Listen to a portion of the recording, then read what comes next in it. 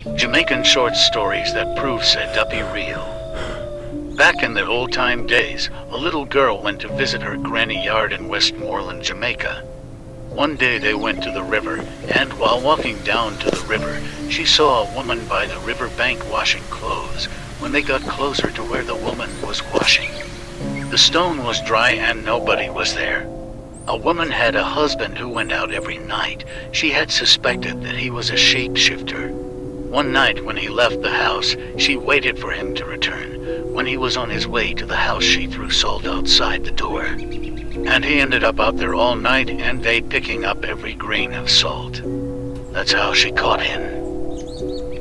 A young lady's mother died an untimely death, and every night at approximately 3 a.m., her deceased mother's phone would light up without anyone even being near it. This happened every night like clockwork to this Follow day. Jamaican true stories. The young lady got pregnant and was looking forward to having her new baby, but fate had other plans for her.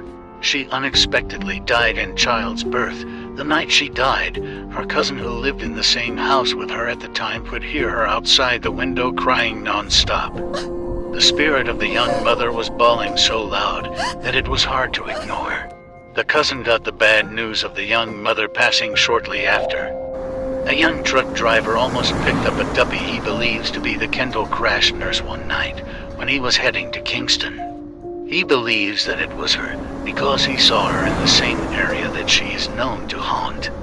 When he stopped at her feet, she had her hair covering her face. He asked her if she wanted a ride and she kept shaking her head saying no. He was going the opposite way, down the hill, and she was going up the hill. He still persisted to give her the ride, concerned for her safety. That was when she moved her hair from her face.